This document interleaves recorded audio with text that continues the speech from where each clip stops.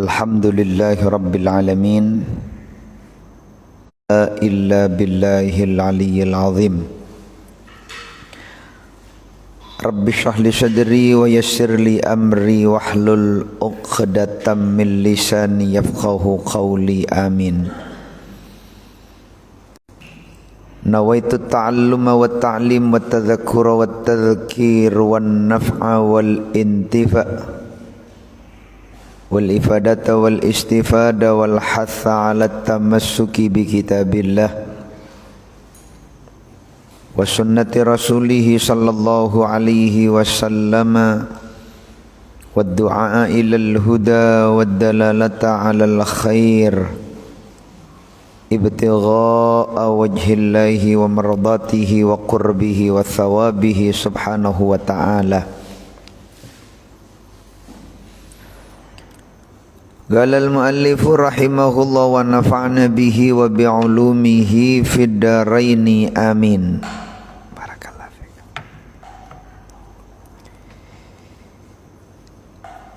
Arwiya 'anin nabiy sallallahu alaihi wa alihi wa sahbihi wa sallama annahu qala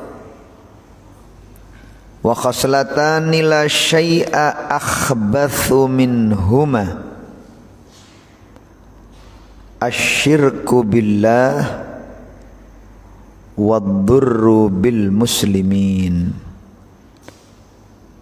ay fi abdanihim wa amwalihim fa inna jami'a awamirillahi ta'ala tarji'u ila khaslatain at-ta'zim lillahi ta'ala wasyafaqah li khalqihi ta'ala.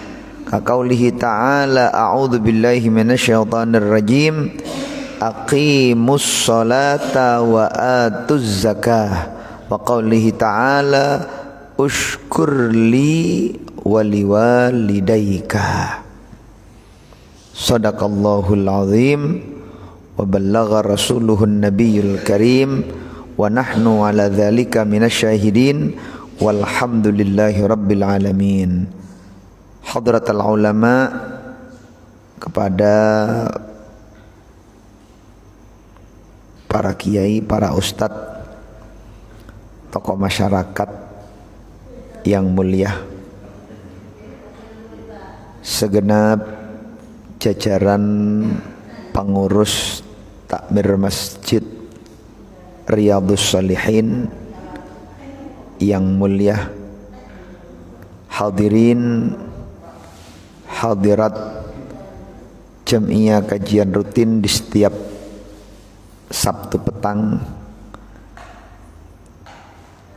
yang semuanya tanpa terkecuali mudah-mudahan sisa hidupnya senantiasa dibimbing dengan hidayah, inayah dan taufik dari Allah Subhanahu wa ta'ala, sehingga apapun yang dilakukan selalu berada dalam petunjuk daripada Allah Subhanahu wa ta'ala, yang semuanya itu kita berharap mudah-mudahan mampu mengantarkan kita semuanya meraih predikat husnul khatimah. Amin amin ya rabbal alamin. Hadirin hadirat rahimakumullah, sebagaimana kajian kita di pertemuan yang lalu tentang daripada hadis Nabi kita Muhammad sallallahu alaihi wasallam, beliau telah menyatakan dalam hadisnya ada dua hal yang keistimewaannya enggak bisa dikalahkan dengan ibadah apapun itu. Saking istimewanya dua perkara ini, sehingga pahala yang didapat oleh seseorang tidak bisa dikalahkan dengan ibadah yang lainnya.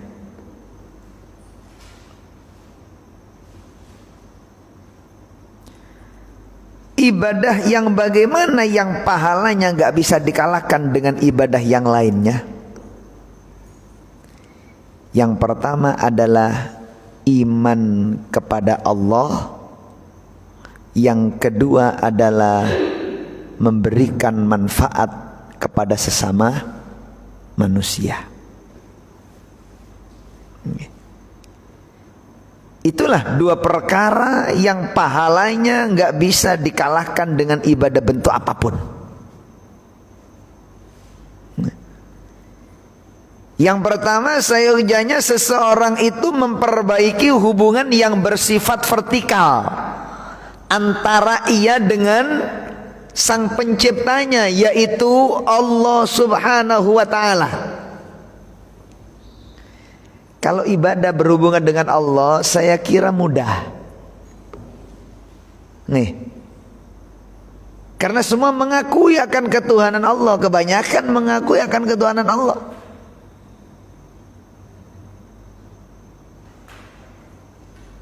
Makanya Imam Ghazali mengatakan ukuran wong api itu duduk di delok toko ibadai.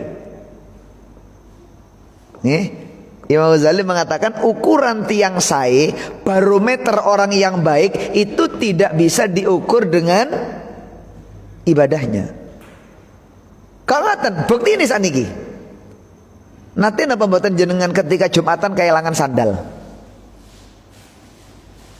Pernah tidak kita mendengar ketika ada orang melakukan sholat Jumat kehilangan sepeda motor?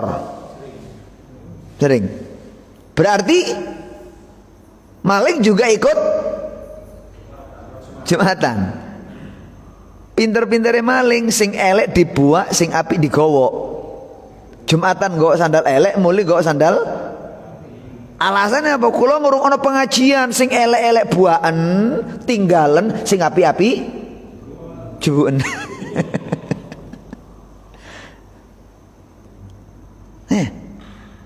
Maling ikut juga dengan kita melaksanakan ibadah sholat Jumat. Makanya betul Imam Ghazali dalam kitab Bidayatul Hidayah, permulaan beliau menulis Bidayatul Hidayah mengatakan ukuran orang baik bukan dilihat dari ibadah.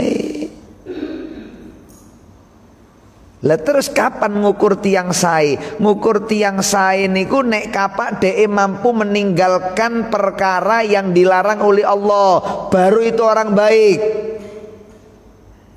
Nih, tahajute gak patik ketok, maca Qur'ane mboten patik istiqomah, tapi nang larangan Gusti Allah perhatiannya sangat betul, sangat kuat.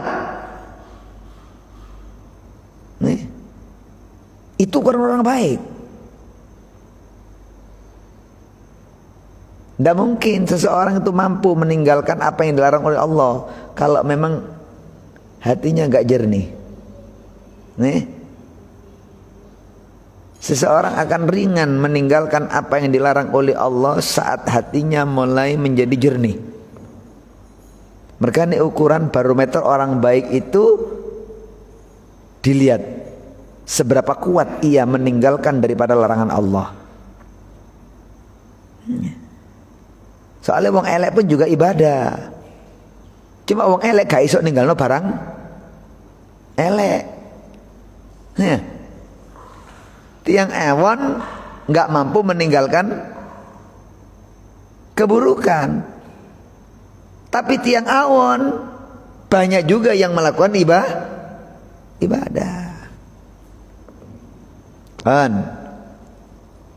Makanya di sini dikatakan oleh baginda Rasulullah Muhammad sallallahu alaihi wasallam, ibadah yang paling istimewa ketika seseorang mampu memperbaiki hubungan antara ia dengan sang pencipta, yaitu Allah yang bersifat vertikal. Yang kedua, dia mampu memperbaiki hubungan sosial bersama dengan masyarakat. Api nang mendukur, api dengan sesama. Itulah orang yang istimewa. Kadang-kadang enten tiang api nang pangeran itu ibadahnya metenteng, tasbih gak tau pedot. Tapi maaf lesane panjang. Nek ngomong dawa, nek iloro gak mandek. Enten tiang akhlak ini apik nang padha menungsoni apik tapi gak tahu sembah. Mboten jangkep. Sing istimewa teng pangeran sae, sesama manusia juga sae.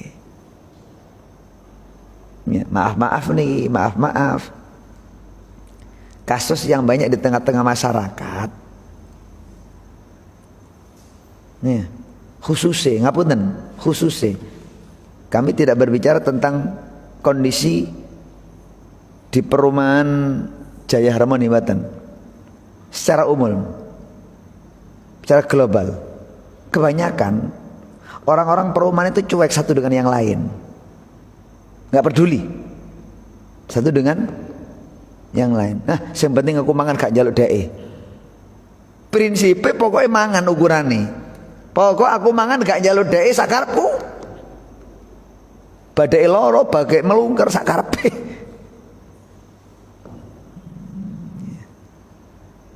Jadi sosialnya itu kurang harmonis. Ya gak patek pantes nek kapak jenengi harmoni tapi hubungannya mboten. Ya. Ayo Pak. Ini gila. Makanya Al-Quran mengatakan, A'udzu billahi minasyaitonir rajim. Duribat alaihimudz zillatu aynama thuqifu illa bihablim minallahi wa hablim minan nas. Bisa dipastikan semua manusia, lapisan manusia bagaimanapun, bisa dipastikan mereka senantiasa diliputi dengan kehinaan. Jarine kiai uripe diliputi dengan kehinaan. Jarine ustadz hidupnya diliputi dengan kehinaan. Jarine guru diliputi hidupnya dengan kehinaan. Siapapun orang tersebut hidupnya senantiasa diliputi dengan kehinaan. Duribat, dipastikan kata Allah, dipastikan mereka hidupnya senantiasa diliputi dengan kehinaan. Lah terus apalah artinya nilai ibadah kita kalau memang hidup kita senantiasa diliputi dengan kehinaan? Di dunia tiang ino niku pun gak enak uripe. Lah di akhirat, wong digambarkan di akhirat itu orang-orang yang sombong, orang-orang yang sombong saat di dunia, di akhirat dia itu tak ubahnya seperti ini gila. Nama hayawan kecil-kecil namanya nih. Bukan yang larang apa nih istilah? Secara umum, apa? Nggih semuanya itu. Pokoknya hayawan yang kecil-kecil itu lah. Hasyarat namanya. Hasyarat itu nggih laron, nggih laler, nggih nyamuk. Pokoknya hayawan kecil-kecil yang terbang. Niku secara umum apa namanya? Secara umum. Itu hasyarat namanya. Hasyarat itu. Apa sih terjemahannya hasyarat itu? Ya kan nih, itu kalau lepas sayapnya, hilang apa buatan uripe? Disaduki ngalor ngidul. Lah bagaimana buatan disaduki wong mereka itu hidup bermasyarakat dengan orang yang tinggi-tinggi, sementara ia kecil. Nah, orang-orang yang di dunia mereka itu sombong, kelak di yaumil qiyamah akan dihinakan kehidupan mereka oleh Allah Subhanahu wa taala. Sehingga disepak sandungi oleh yang lainnya, gak ono regane. Ino. Itu kehinaan di akhirat. Itu kehinaan di akhirat.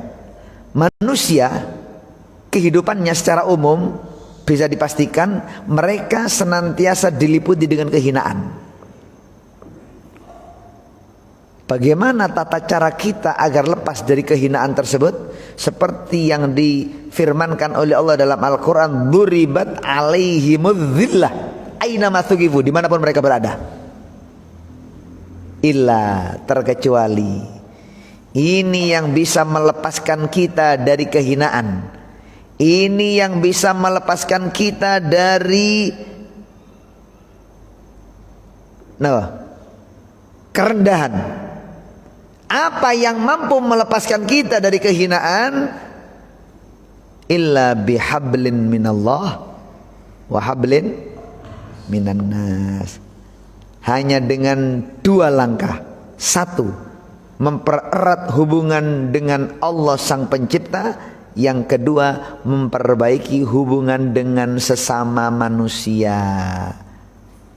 Dengan yang demikian kula kali panjenengan akan mampu melepaskan diri dari kehinaan. Selama kula kali panjenengan cuek bebek karo padha menungsani, meskipun sundul langit ibadah nang pangeran, tetap kula kali panjenengan akan diliputi dengan kehinaan. Nih, niki. Hati-hati, Pak. Menungso niku sifatin niku becik ke titik, Allah ketara. Artinya ya apa? Kalau panjenengan itu menghormat kepada yang lain, orang lain pun akan ikut menghormat kepada panjenengan. Nek panjenengan perhatian, peduli dengan orang lain pun juga akan perhatian dan peduli kepada panjenengan. Repoti kula jenengan kepingin diperhatekno tapi gak gelem merhatekno, kepingin dimulyakno tapi gak gelem mulyakno. Suatu contoh ketika ada acara duka niku walimatul khitan, duka walimatul hamal, duka kirim doa. Yang punya hajat kan berharap kerawan kula kali panjenengan. Maka kerawan kula kali panjenengan ketika diundang oleh mereka sangat menyenangkan hati orang yang punya hajat. Apa pahala yang akan kita raih dari Allah ketika kula kali panjenengan nyenangaken atine orang yang punya hajat? Orang yang menyenangkan hati yang punya hajat, 70 hajat dunia akan dikabulkan oleh Allah, 30 hajat akhirat akan dikabulkan oleh Allah. Hanya sekali panjenengan menyenangkan hati seorang muslim. Niku janji niku ngoten hadis Gusti Nabi Muhammad sallallahu alaihi wasallam. Nih. Nek ngecewakan, nek ngecewakan nggih padha mawon menyakiti. Ya Allah rek, sing tak undang iki wong 200, ternyata sing teko wong 20, dibuat napu dijajani kira-kira. Nggih. Nggih para. Betul. Kadang-kadang dengan alasan ngantuk kula kali banyak mboten dugi. Ayo kita perhatikan juga tentang hubungan kita dengan sesama manusia. Jangankan dengan sesama manusia kita harus perhatian. Terhadap hayawan pun Rasulullah Muhammad sallallahu alaihi wasallam memerintahkan kula kali panjenengan. Makanya beliau mengatakan ar-rahimuna yarhamuhumur rahman tabaraka wa taala irhamu man fil ardi yarhamkum man fis sama. Orang-orang yang menebarkan kasih sayang akan disayang oleh Allah, Zat yang Maha Kasih Sayang. Karena itu tebarkanlah kasih sayang terhadap makhluk Allah yang ada di bumi. Siapa mereka? Manusia mungkin. Siapa mereka? Hayawan mungkin. Siapa mereka? Tumbuh-tumbuhan mungkin. Karena hayawan, tumbuh-tumbuhan, manusia semuanya adalah makhluk Allah. Kalau panjenengan kasih sayang kepada mereka, makhluk Allah yang ada di langit, bahkan Allah sendiri Zat yang Maha Kasih Sayang akan berkasih sayang kepada panjenengan. Mereka ini haram, Pak. Secara hukum fikih haram. Nek kapak enten menungso ngukum hayawan dengan dibakar api. Mboten angsal. Panjenengan kagungan wit. Wite napa duren apa wite pelem? Mari ngoten karena keranggangi. Gregeten panjenengan kali keranggang gara-gara semut sing abang nih lho. Keranggang nek nyokot niku sakit sehingga panjenengan terganggu ketika mau memetik buah mangga. Akhirnya keranggangi sampean obong, haram. Ndak boleh. Membunuh hayawan yang menyakitkan boleh. Lamu cokot nyut gawap ceplek ajur. Betul apa? Menyakitkan. Cuma batangi nyamuk ojo dibuang di masjid. Haram. Napa awalnya? Batangi nyamuk hukumi najis. Nek panjenengan buang di masjid berarti panjenengan membuang najis di dalam masjid. Haram. Kadang-kadang ambek ngenteni berjamaah plek. Plek loh. Betul ngasal haram. Sampai ulama fikih niku mengatakan umpamane enten tiyang lanang utawa wedok kukur-kukur kok nemu tuh mau kutu. Mari ngoten dipundhut, mboten dikites, tapi ditekeni masjid. Mungkin hanya setekel. Tuman niku lho, nedone mungkin nyesep tekel. Enten getih nek tekel niku. Ya. Nek jenengan salap dek musola, jenengan salap dek masjid, pasti bakal mati. Maka meskipun panjenengan membuang kutu dalam kondisi hidup, nek sampean salap dek masjid hukumnya haram. Mengapa? Dampaknya kutu tersebut akan mati. Karena nggak mungkin nyesep karpet karo getini, nggak mungkin nyesep tekel betul banyu nih, betul getini, pasti akan mati. Haram, ndak boleh. Napa maneh plek mati tekek, plek mati ditekek. Nek membunuh hayawan yang menyakitkan boleh, tapi membunuhnya tidak diperkenankan menggunakan api. Boleh membunuh, menghukum dengan api hanyalah Allah subhanahu wa ta'ala. Selain Allah tidak boleh manusia menghukum yang lain menggunakan api. Usah niki maling sepeda diobong hari. Nanti itu menjen maling sepeda diobong. Ya haram mak, haram. Lho kula mboten membenarkan pencuri sepeda, mboten.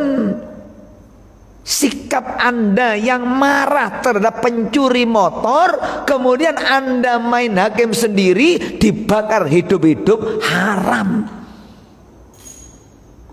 Mboten angsal. Dulu agak rame mateni nyamuk, mboten disemprot kali baygon, tapi ditapuk ambek raket sing ana setrume. Nggih. Bau hangus nama badan. Bau hangus. Berarti dibakar apa badan niku? Kadang-kadang ustaz tuku raket, sing dodol raket wong Cina sing gak ngerti hukum. Katut. Betul asal itu. Haram. Nggak boleh. Rasul melarang. Rasul melarang membunuh hayawan dengan cara dibakar. Nek panjen mata ini sama semprot pun. Yang semprot. Wong itu ulama dulu itu kalau tidur nggak pernah pakai baju. Jadi boleh apa Pak? Nyugui nyamuk. Nyugui. Subhanallah. Perhatian nih. Lah nek saiki nyamuk dolek rezeki terancam. Yo apa melase uripe nyamuk. Podo-podo makhluknya pangeran. Kita saja kalau mencari rezeki terancam mboten enak. Nggih, masih duitnya akeh mboten enak. Soalnya dolek rezeki nyambut gawe nyamuk terancam, Pak. Nah, kate gak mangan niku wetengi, luwe kate mangan ceprot dasi. Nggih. Lah terancam. Subhanallah. Imam Ghazali pernah diimpikan oleh orang soleh. Ya. Imam Ghazali yang dulu sempat kalau ceritakan orang yang punya tempat di dalam hati Rasulullah Muhammad SAW, masih ingat? Ada Imam Abul Hasan yang bermimpi, mimpi kepanggil kali kanjeng Nabi, kepanggil kali Nabi Musa, Ya. Itu yang dicari oleh Rasulullah Imam Ghazali. Istimewa ya Ghazali. Belum nanti cerita kalian ngeri. Ada Imam Abul Hasan Asyadzili, Ahlul Bait, keluarga Rasulullah, keturunan Rasulullah SAW. Itu Abul Hasan Asyadzili. Beliau, ya, kalau panjenengan mendengar ada Thariqah Syadziliyah, itu pencetusnya Abul Hasan Asyadzili. Thariqah Qadiriyah, pencetusnya Syekh Abdul Qadir Jailani. Thariqah Ghazaliyah, pencetusnya Imam Ghazali. Thariqah Alawiyah, pencetusnya Faqihul Muqaddam. Mereka itu imam-imam. Suatu saat Abul Hasan Asyadzili ini bermimpi seakan-akan beliau itu berada di depan Ka'bah.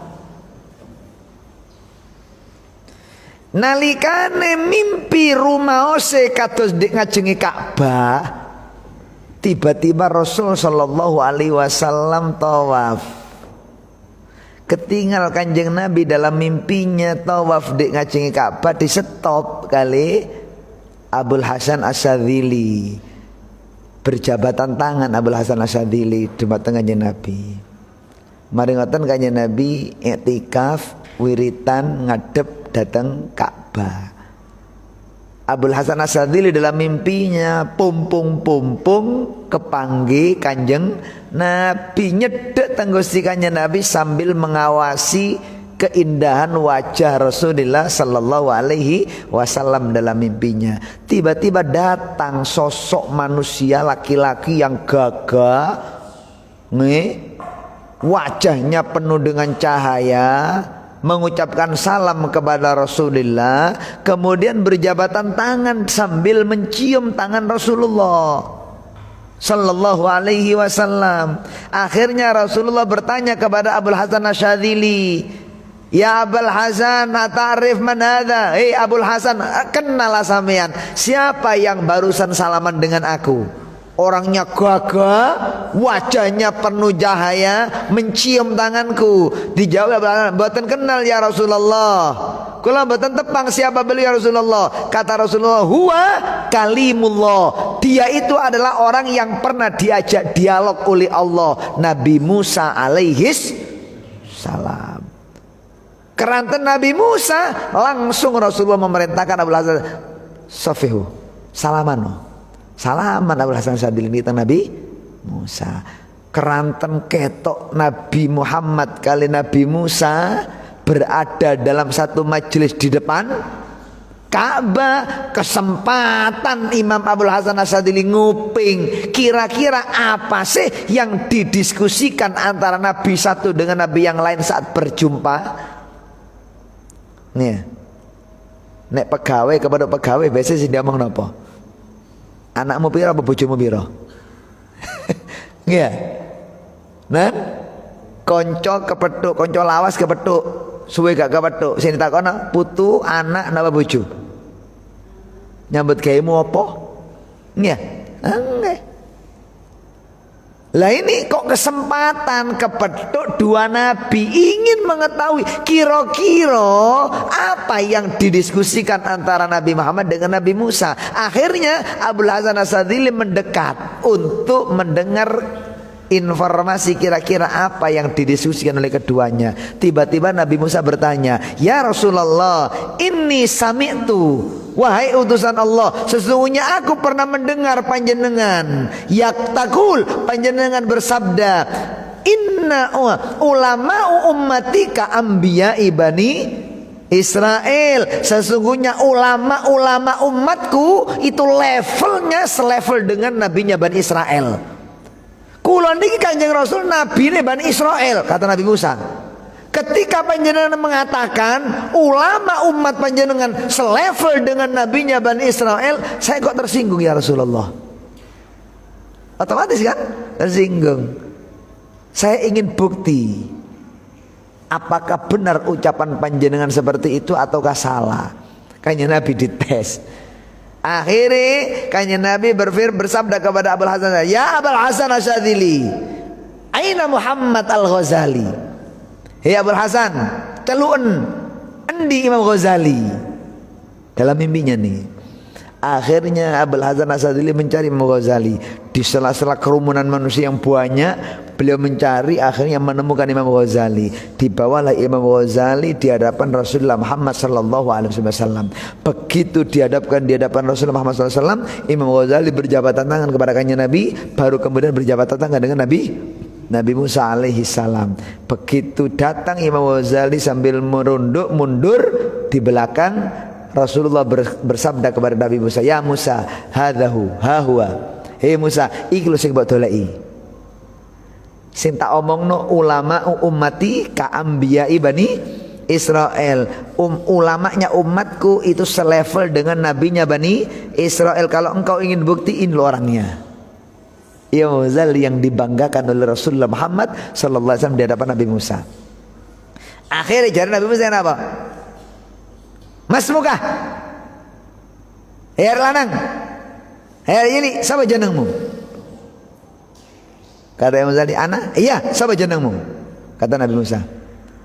Imam Ghazali menjawab, ana Muhammad bin Muhammad bin Muhammad bin Ahmad Al-Ghazali At-Tusi. Kulo niki Nabi Musa Muhammad. Ayah kulo namine Muhammad. Mbah kula namine Muhammad. Buyut nggih. Sakmene mbah apa buyut? Buyut kula namine Ahmad. Pekerjaan kula nenun, tedak kula saking tusi. Ya napa jawaban Nabi Musa? Warek cilik gak duwe tata krama ambek wong tuwek. Nabi Musa ngoten. Arek cilik gak duwe tata krama ambek wong tuwek. Aku iki gak takon jenenge bapakmu, gak takon jenenge mbahmu, gak takon jenenge buyutmu, gak takon penggaweanmu, yo gak takon desamu. Sing tak takono jenengmu. Ola apa kon jawab jenengmu, jenenge bapakmu, mbahmu, buyutmu, penggaweanmu, desamu. Muarek ganti tata krama. Jadi Nabi Musa. Akhirnya Imam Ghazali matur teng Gusti Kanjeng Rasul. Niki lho tawadhu Imam Ghazali. Ya Rasulullah, aajibu kalimallah am askut. Wahai utusan Allah, napa kula jawab omongan Nabi Musa niki, napa kula jarakan kula mendel mawon. Diplomasi dia Imam Ghazali. Gusti Kanjeng Nabi tersenyum. Ketika tersenyum, jawabannya Nabi, ajib ya Muhammad. Jawaban Muhammad Ghazali. Akhirnya Imam Ghazali mengatakan, ya Musa kalimallah. Wahai Musa, orang yang pernah diajak dialog dengan Allah. Atadzakarta, apakah panjenengan ingat hina masa'alaka rabbuk, di saat Tuhanmu bertanya kepada panjenengan, hei Musa, ya Musa, apa sih di tanganmu itu? Al-Quran menceritakan Allah bertanya kepada Nabi Musa, yang ditanyakan oleh Allah, hei Musa, apa yang ada di tanganmu? Sing mbok cekeli apa Nabi Musa? Napa Gusti Allah boten semerap? Nah, napa Gusti Allah boten semerap yang dipegang oleh Nabi Musa? Semerap. Tapi ingin menyerangkan Nabi Musa, ditanya Nabi Musa, hei Musa, apa sih mbok cekeli? Ya napa jawaban panjenengan Nabi Musa ketika ditanya oleh Allah? Qala, Nabi Musa menjawab, hiya asoya, sing kula cekel niki Gusti tongkat kula. Atawakkau biha, tongkat ini berfungsi menjadi sandaran kula nalikane melampa nek kapal kula wis tuwa. Wa ahusyu biha ala ghanami, tongkat ini pun juga berfungsi untuk mengembala kambing-kambing kula. Waliya ma'aribu ukhra, dan juga tongkat ini mempunyai fungsi yang lainnya yang tidak saya sebutkan satu persatu. Gak kurang ajar sama Nabi Musa, jari Nabi Ghazali. Pangeran lo gak takon fungsine tongkat, sing ditakono karo pangeran apa sing mbok cekel, tapi jenengan menjawab niki tongkat kula gawe bertumpu nalikane kula tuwa nek kapak melampah, ya kula gawe angon wedhus, kula juga punya tujuan yang lain itu semuanya. Wong lu gak ditakon pengen apa, pengen gak perlu ta. Nabi Musa godek-godek, Sodakta ya Rasulullah, bener kanjeng Nabi panjenengan kanjeng Nabi, bener panjenengan ulama umat panjenengan selevel dengan nabinya Bani Israel. Subhanallah, para rawuh ingkang sangat kalau muliakan, Imam Ghazali punya tempat di dalam hati Rasulullah Muhammad sallallahu alaihi wasallam. Nih, mereka ditolei kali kanjeng Nabi. Dibatosi, punya tempat. Betapa sangat untungnya manusia yang punya tempat meskipun kecil di dalam hati Rasulullah Muhammad sallallahu alaihi wasallam. Ayo, dolek tempat di hati ini Gusti Kanjeng Nabi. Apa kira-kira yang menjadikan Imam Ghazali punya tempat dalam hati Rasulullah Muhammad sallallahu alaihi wasallam? Ternyata yang menjadikan Imam Ghazali punya tempat dalam hati Rasulullah Muhammad sallallahu alaihi wasallam, Imam Ghazali sebagai penerus estafet yang pernah dijalankan oleh Nabi kita Muhammad sallallahu alaihi wasallam. Kenapa? Bermanfaat kepada sama manusia. Lah manfaat marang padha menungso ne mboten kudu kelawan ilmu. Nih, sing duwe ilmu manfaat mungkin dengan ilmunya, yang punya harta manfaat dengan hartanya, yang punya pemikiran manfaat dengan pemikirannya, yang punya kedudukan manfaat dengan jabatannya, yang punya apa ide manfaat dengan idenya. Yang penting punya kursi untuk dijadikan sebagai sarana dia andil bermanfaat di tengah-tengah masyarakatnya.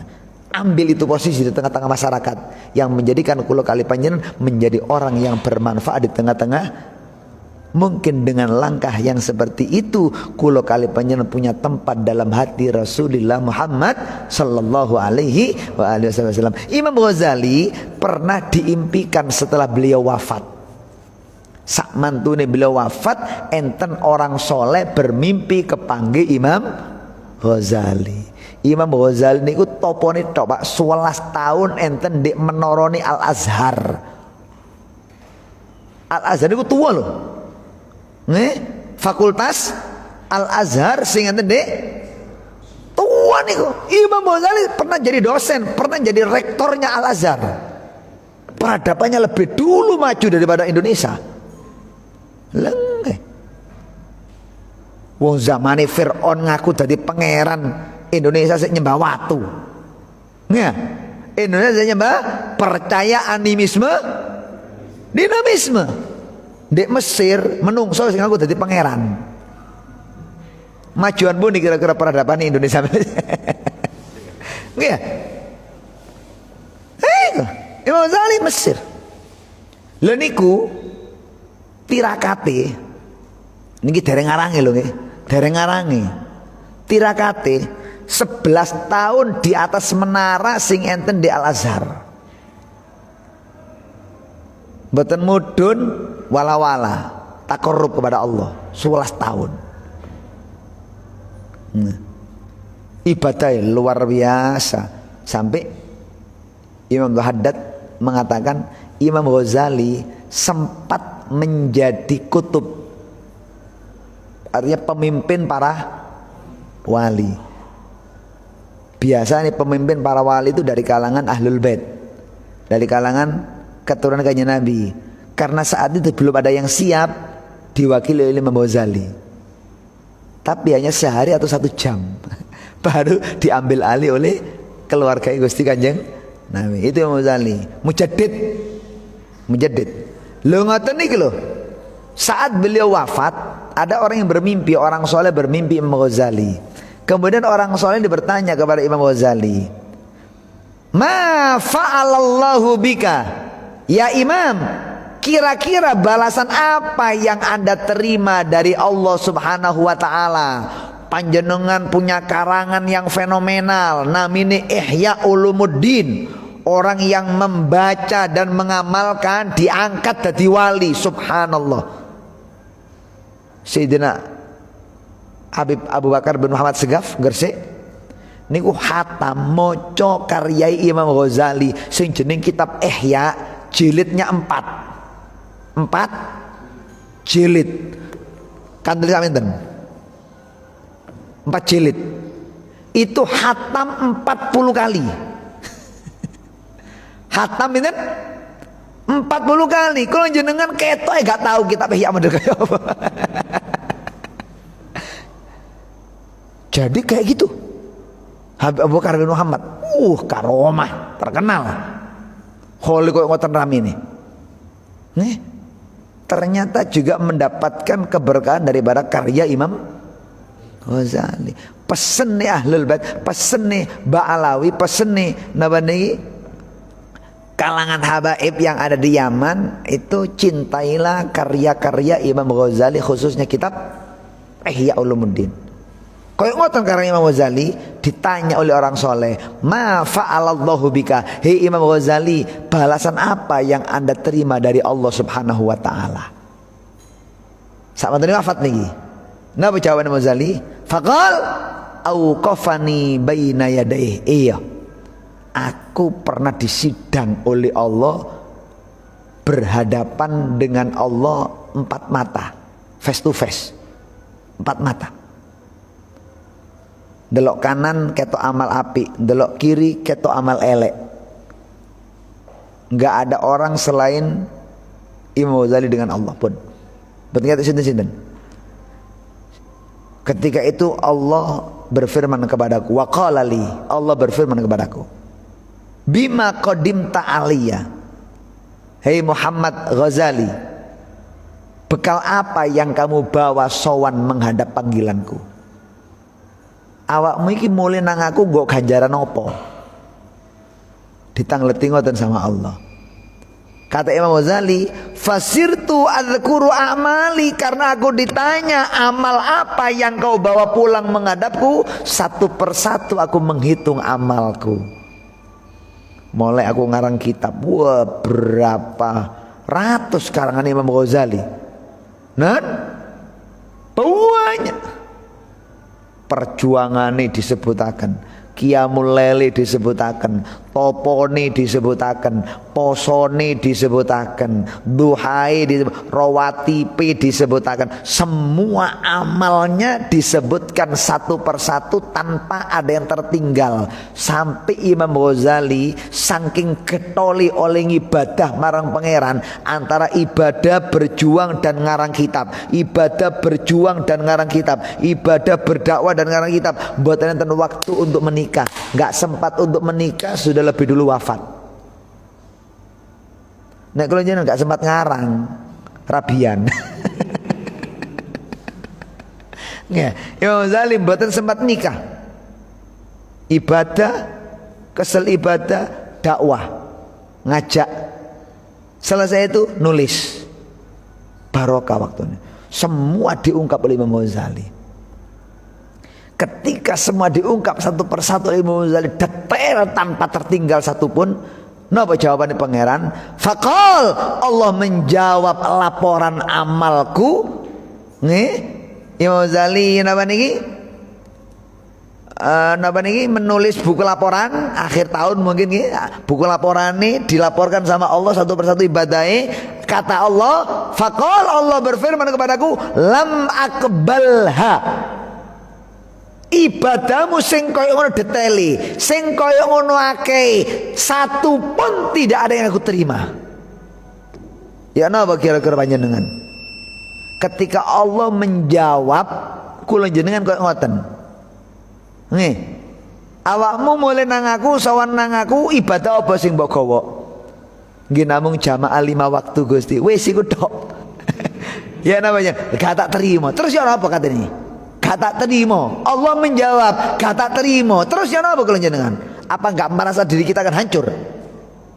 Mau gak diterima? Ibadahnya enggak ada. Imam Ghazali kok ngoten kata ini lho. Jawabannya pangeran, lam akbalha. Sopo sing gak stres saat itu? Ibadahku koyo ngono satu persatu, karanganku koyo ngono, perjuanganku ngono, topoku koyo ngono, posoku koyo ngono. Ternyata jawabannya pangeran enteng, lam akbalha, gak ada yang aku terima satupun. Stres orang ngeluh orang.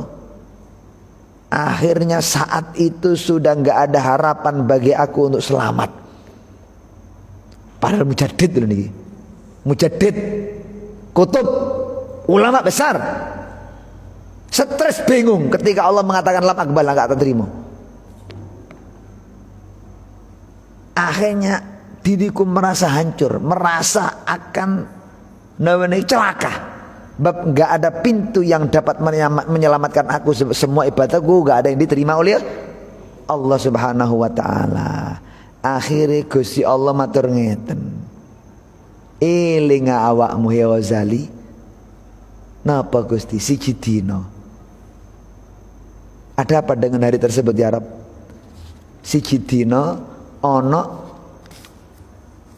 dzubabah, laler mencelok di mangsine pena sampean. Saat engkau mengarang kitab, ono laler ngombe mencelok mangsi sampean. Ketika sampean ketok laler rupane nyesep mangsi, mungkin gara-gara ngelak Anda berhenti dari menulis. Soalnya nek kapak pulpen dijojoaken teng mangsi, otomatis lalere miber. Lah nek kapak wis ngombe enak, lah nek kapak durung ngombe apa gak kesereten. Nggih kan? Menjaga sampai sak monten Imam Ghazali, akhirnya beliau berhenti dari mengarang kitab. Napa? Rahmatan lidzubab. Kasih sayang terhadap seekor lalat, gak mau mengganggu lalat saat merasakan nikmat ketika menghisap tinta tersebut. Dijarakan oleh Imam Ghazali sampai puas, mboten miber-miber. Akhirnya Imam Ghazali sampai leren ngarangi lali pun ilmune. Gara-gara napa? Ngenteni mboten ditulis-tulis, gara-gara laler sampai hilang nih gini yo. Lah laler mboten nyingkre. Nih. Napa Imam Ghazali kok tidak mengusir rahmah, belas kasih terhadap lalat? Kira-kira sodako mangsi yang dihisap oleh lalat enten sak liter. Ya duduk laler jenenge ya petik ngombe sak liter. Wong laler sama enten, masa enten menghisap tinta sampai 1 liter. Mboten enten. Sodako sak cuwil. Berapa mili? Enten 1 mili niku. Mboten enten mungkin nggih, mboten enten. Sodako tinta mungkin 1/2 mili wong sing diisep kali laler. Cuman bukan sodakonya yang diperhitungkan oleh Allah, kasih sayangnya yang ada dalam hati beliau, itu yang dinilai oleh Allah Subhanahu wa taala. Jarine Gusti Allah, gara-gara engkau punya hati kasih sayang kepada makhlukku berupa lalat, engkau pantas mendapatkan kasih sayangku, wahai Muhammad Al-Ghazali. Malaikat-malaikatku, meskipun amal ibadah gak sing tak terima, gara-gara atine welas nang laler, ngombeni laler dengan tinta yang sedikit tadi itu, umdu bi abdi ilal jannah, gawon wis hambaku iki nang swarga. Itu perintah Allah. Kok umpamane sakniki, kok umpamane saat itu Imam Ghazali boten welas nang laler, kira-kira ya apa nasibe? Coba. Kok umpamane saat itu Imam Ghazali napa? Boten welas, gak kasih sayang kepada lalat. Bagaimana nasibnya kira-kira? Makanya gak usah kita itu meremehkan kebaikan sekecil apapun. Barangkali kebaikan yang kecil itu menjadikan diterimanya amal kita oleh Allah, sehingga kita bisa menjadi orang yang selamat. Mungkin haji kita gak diterima, mungkin duha kita gak diterima, mungkin umroh kita gak diterima, mungkin sedekah kita gak diterima. Sing diterima cuma nyenengno atine tonggo gara-gara ngelegakno nekani undangane. Bek menawa Nut, bek menawa lu umpamane ya napa saat itu kalau Imam Ghazali mboten welas laler. Makanya jangan meremehkan kebaikan sekecil apapun, karena kebaikan sekecil apapun di situ menyimpan keridhaan Allah Subhanahu wa taala. Intine para rawuh ingkang sangat kalau muliakan, Imam Ghazali mendapatkan kasih sayang Allah karena ia punya kasih sayang kepada makhluk Allah, tidak hanya kepada manusia tapi dengan hayawan pun dia mempunyai kasih sayang. Dengan modal seperti itulah menjadikan beliau mendapatkan kasih sayang dari Allah Subhanahu wa taala. Makanya kalau kita simpulkan ibadah kepada Allah, kalau kita simpulkan syariat Allah itu intinya ada dua. Kenapa? Satu, mengagungkan Allah. Dua, berbelas kasih dengan sesama manusia. Sama tinggal ibadah apapun itu. Nih, perintah Gusti Allah ake-ake niku tok. Siji, menghormati pangeran, mengagungkan Allah. Loro, welas karo padha menungso. Contoh, aqimus shalah, dirikanlah. Perintah apa niki? Mengagungkan Allah dengan kita mendirikan sholat. Mantun lagi musola apa? Wa atuz. Napa ini zakat? Sosial apa badan? Zakat itu nang pangeran apa nang menungso? Lho ya, mari mengagungkan Allah lewat sholat. Allah memerintahkan apa? Berbagi dengan sesama. Contoh nomor kali, ushkurli, syukurlah kalian kepadaku Allah. Menghormat Allah nama badan. Mari badan wali walidaika, mari syukur nang aku, syukur nang wong tua loromu. Artinya podo menung.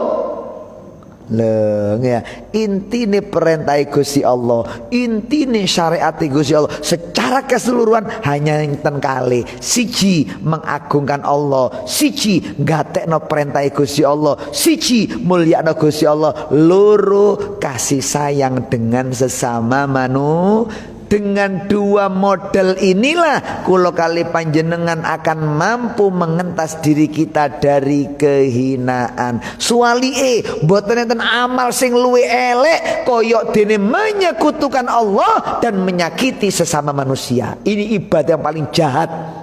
Ibadah yang paling jahat, dosanya nggak bisa disalib dengan dosa perbuatan yang maksiat yang lainnya. Nah, itu menyekutukan Allah, nomor kali menyakiti perasaan atau hati orang, itu dosa yang paling besar. Hati-hati. Sampai Kanjeng Nabi mengatakan menjadikan terbelahnya, menjadikan hancurnya perasaan orang Islam itu dosanya sama dengan hadmil Ka'bah, sama dengan merobohkan. Dosane tiyang ngerusak perasaane wong liya, menyakiti perasaan orang lain yang sama-sama mukmin niku dosane padha karo ngerobohno Ka'bah. Bukan satu kali, sabaina marrotan ping 70. Ngerobohno Ka'bah sepindhane dosane gak mungkin diterima mbek pangeran napa tobaté. Apa maneh ping 7? Na'udzubillahi min dzalik. Itu sekali kita menyakiti perasaan orang lain, dosane kok ngerubuhno Ka'bah ping 70. Lah nek bendino nang iku ngilokno, nang kok ngrasani, nang kok menfitnah, kapan marini? Na'udzubillah. Makanya hati-hati, enggak ada perbuatan dosa yang lebih besar daripada dosanya menyekutukan Allah dan menyakiti perasaan orang lain. Hati-hati ya, hati-hati. Gimana? Ini aja mungkin yang menjadi pembahasan topik kita di malam hari ini. Moga-moga dados ilmu sing manfaat, ilmu yang dibarengi dengan hidayah dari Allah Subhanahu wa taala, dados ilmu yang mampu menerangi kegelapan hati kula kali panjenengan. Amin ya rabbal alamin. Al-Fatihah.